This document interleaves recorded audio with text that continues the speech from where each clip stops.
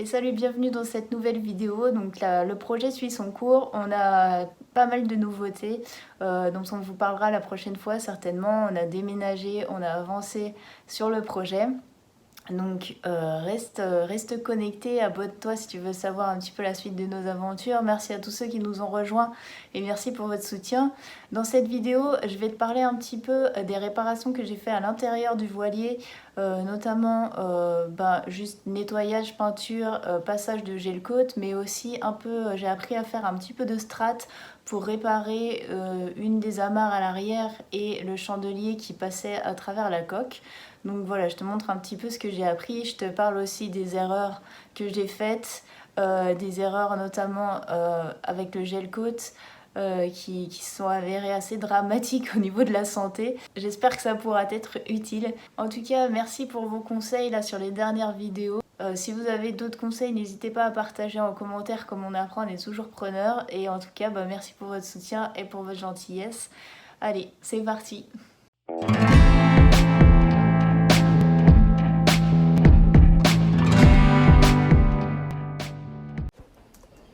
Donc pour l'intérieur, on a commencé par faire un gros tri parce que les propriétaires du bateau avaient laissé toutes leurs affaires. Donc on a vidé absolument tout, trié ce qui pouvait être encore utile pour nous, fait l'état des lieux aussi de ce qu'il y avait à réparer, de ce qui marchait plus. Puis on a commencé à nettoyer l'intérieur, les fonds de cale.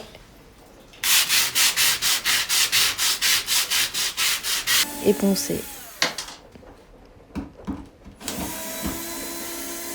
On a démonté tout ce qui nous semblait pas utile.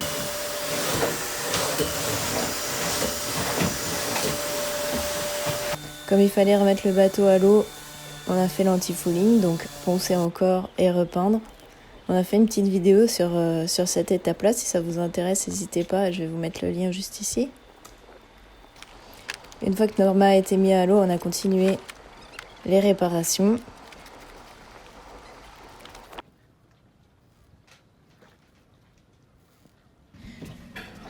Du coup, là, j'ai continué à repenser absolument tout l'intérieur. Il y avait des parties un petit peu moisies. La peinture qui s'écaillait dans absolument tout l'habitacle.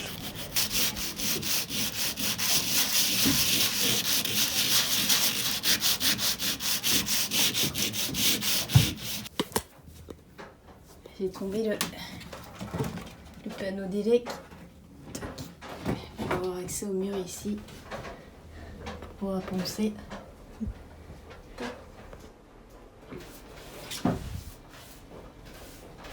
On a notamment commencé à faire les réparations du chandelier qui passait à travers la coque. Donc pour ça, il a fallu scier toute la partie de la strate qui avait été abîmée.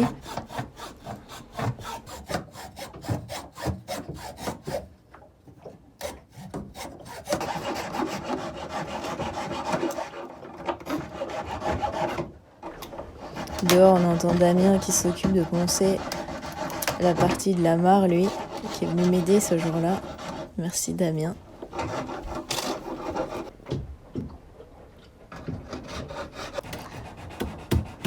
Donc ça m'a pris pas mal de temps pour réussir à mettre à nu la coque. Je dirais à peu près 5 heures pour pouvoir enlever toute la vieille strate et poncer jusqu'à ce qu'on voit la fibre.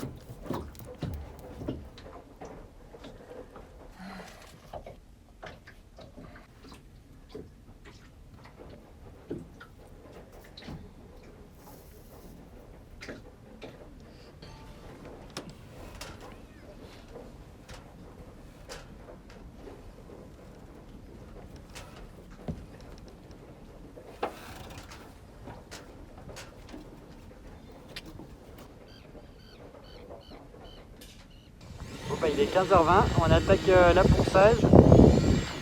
De finir ce petit point. Et Vili est à l'intérieur, elle s'occupe de poncer l'intérieur. Je vais vous montrer. Donc là, on a poncé toute la... Je sais pas ce que c'est, la strate, le gel coat, pour mettre à nu la fibre de verre. Et c'est là-dessus qu'on va venir refaire la strate. pour pouvoir réaccrocher l'amarre. Mais voilà, il faut poncer tout le tour pour plus qu'il reste du tout de blanc.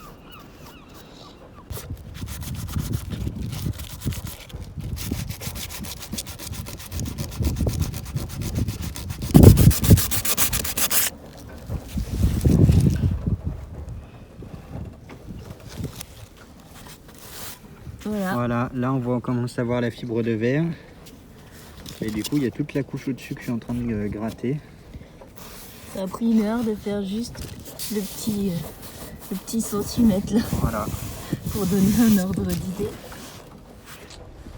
On n'a toujours pas navigué. Et je pense pas qu'on va naviguer avant le mois de septembre. Du coup, on attend.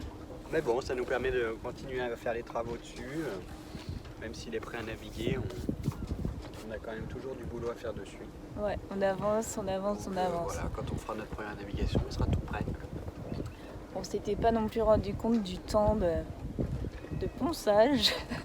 Ouais, du temps pour faire les réparations. Du temps des réparations. En soi, c'est pas hyper compliqué, mais on n'a pas non plus un matériel de pro. Donc je pense qu'à la main, ça nous prend énormément plus de temps que si on avait une petite ponceuse hyper puissante, quoi. Hyper adaptée. Et puis... Oh. Et puis c'est le temps de se faire les bras aussi. C'est clair. Mais on avance. Regardez-moi ce travail de pro. Regardez-moi ça. Demain, on va pouvoir faire la strat. Mais bon, c'est nickel. Bravo Clem. Merci.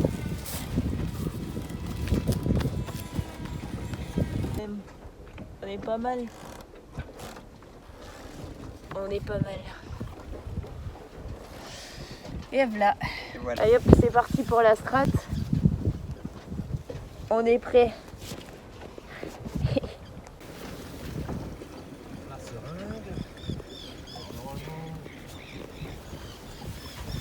Normalement, il faut peser les tissus. Tu pèses les tissus et tu mets autant de résine que le poids du tissu. 270 grammes au mètre carré. Donc normalement, tu mets 270 grammes de résine pour tout le tissu. D'accord, ok.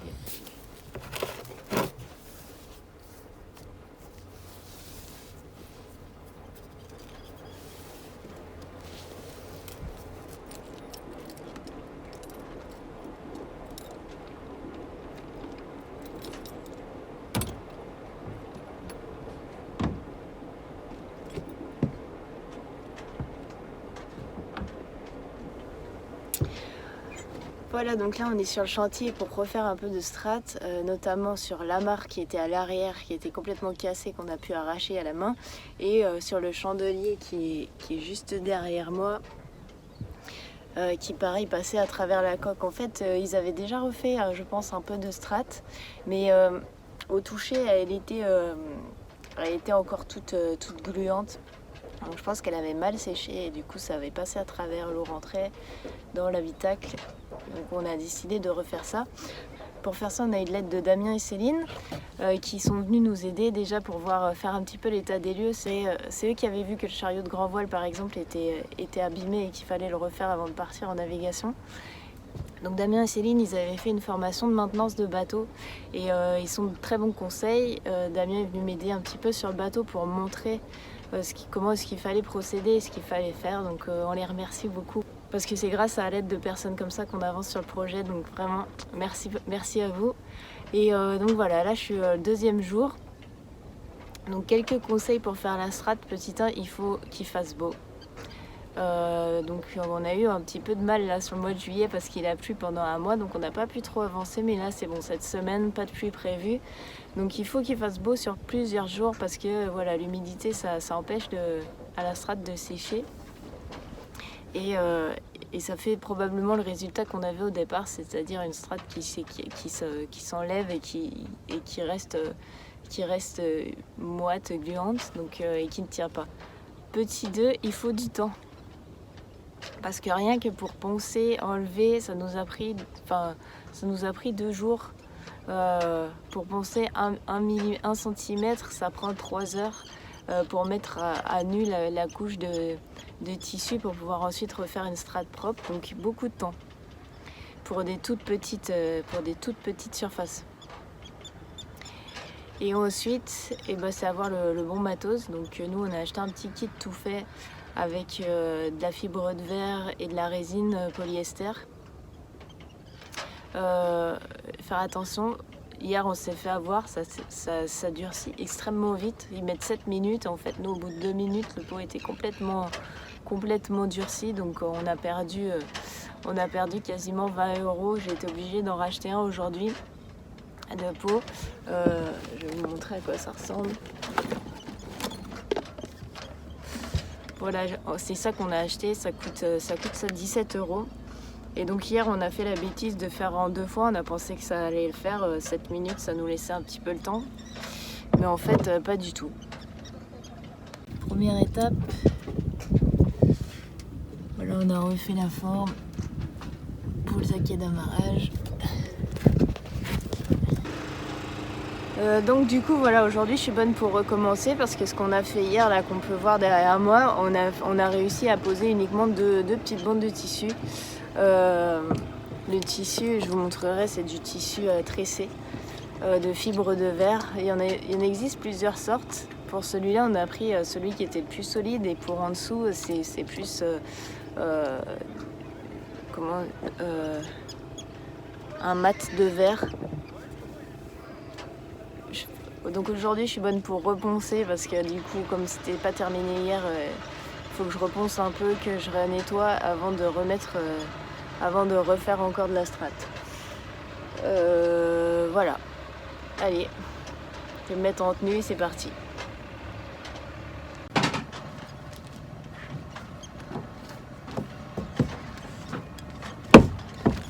Ouais, donc voilà ce dont je vous parlais. On a soit ça, le mat de verre, qui est soit celui-ci qui est déjà tissé.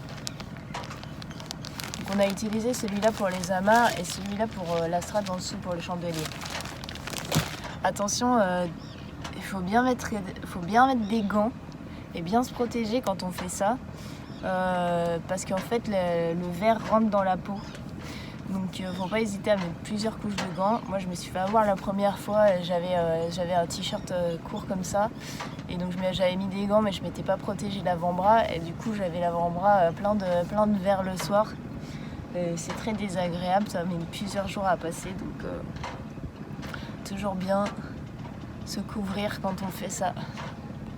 Et dernier conseil, bien se préparer parce que comme je vous l'ai dit, ça sèche hyper vite. Donc il ne s'agit pas de se préparer au moment où on a préparé où on a commencé à faire la préparation, parce que du moment où on met le durcisseur dans la résine, voilà, ça prend 7 minutes et en vérité ça a mis 3 minutes avant d'entièrement durcir. Donc du coup voilà, faut avoir bien découpé les fibres de verre avant.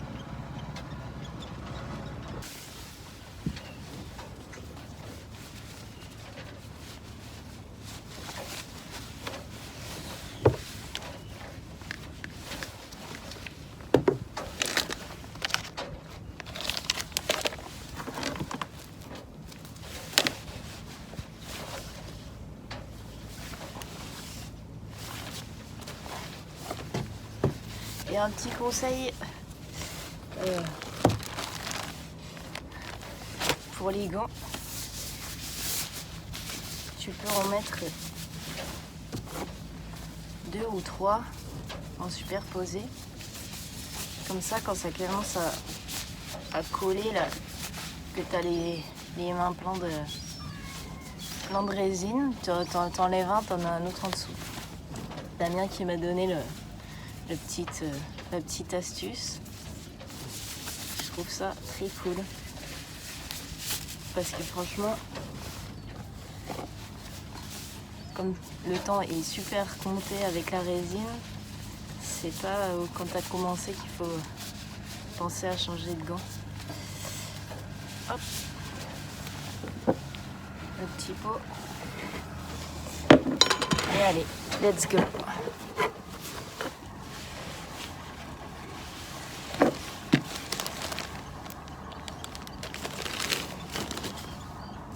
Donc petit temps, je vais aller découper les bandes de fibres de verre à la bonne taille.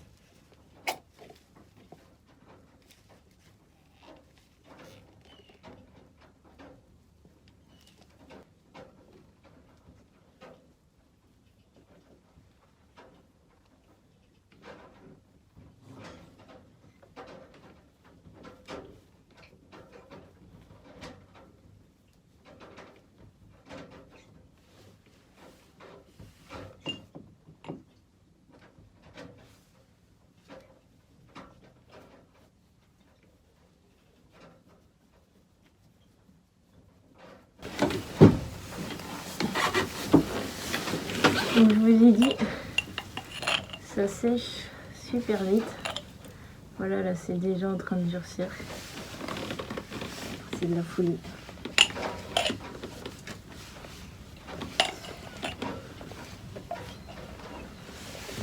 Hop. Faites attention aussi parce que ça chauffe. Quand la résine, ça chauffe. Donc ça peut prendre feu, se mettre à fumer. N'hésitez pas à foutre un petit peu d'eau dessus. Et faites attention quand vous le mettez à la poubelle.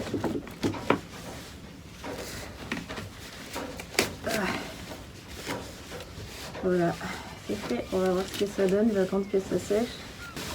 Oh misère qu'il fait chaud. Alors, voyons voir. Voilà.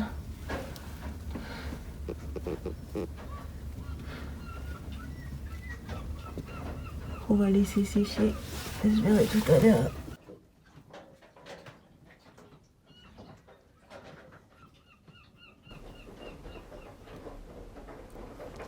Du coup, ensuite, je me suis attaquée à la peinture intérieure. Donc, on avait demandé dans un magasin spécialisé qu'est-ce qu'ils nous conseillaient de mettre. Ils nous avaient conseillé de mettre du gel coat, ce qu'on a fait. On a vu en commentaire que c'était pas forcément le choix idéal. Alors après, je sais pas, peut-être qu'effectivement il y avait des choix plus adaptés, mais on a fait comme on nous avait conseillé de faire. Bah c'est la misère. Il fait super chaud. Et les produits là que j'achète avec la résine sèche, théoriquement la peinture là, gel coat, ça doit sécher en 20 minutes. Là ça fait même pas 7 minutes que j'ai commencé. Et c'est déjà complètement endurci. Donc du coup voilà. J'ai plus qu'à. Je m'étais bien installée là, bah, j'ai plus qu'à tout laisser tomber et à retourner acheter un pot alors que ça coûte hyper cher en plus, ça doit coûter peut-être 30 balles le pot. En 20 minutes j'avais le temps de peindre, mais en 5 c'est sûr que non. En plus ça va bouffer tout mon rouleau, donc voilà. J'ai plus qu'à me déshabiller, à retourner au magasin racheter un pot et puis du coup je ferai pareil, je ferai par petite quantité, mais c'est un peu pénible. Bon bah, pour passer le jet de côte, la tenue est indispensable. C'est assez... ça pue, c'est toxique, tu t'en fous partout. Ça colle au rouleau, ça a dépioté le rouleau, c'est vraiment de la merde. Je vous montre.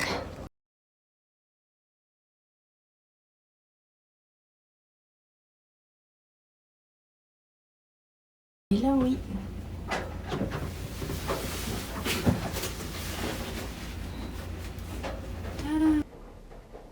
Voilà, et ce que je vous disais, super important, c'est que moi j'avais prévu un masque FFP2 pour passer le gel coat, ce qui était absolument pas suffisant.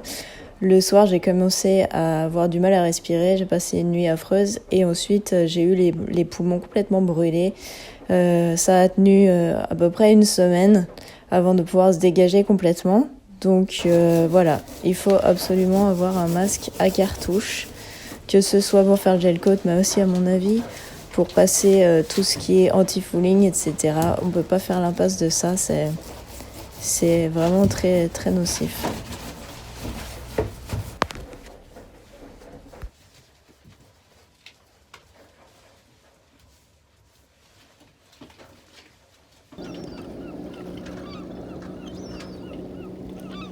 Voilà, après la première couche, plus ponçage, on va préparer la deuxième strate maintenant.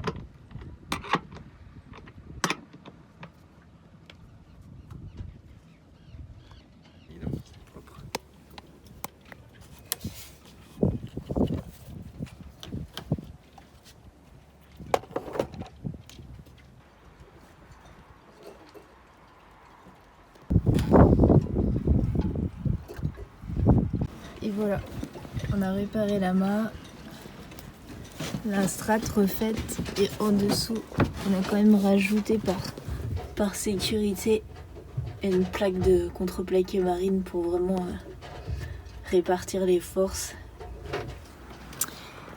Mais c'est tout beau.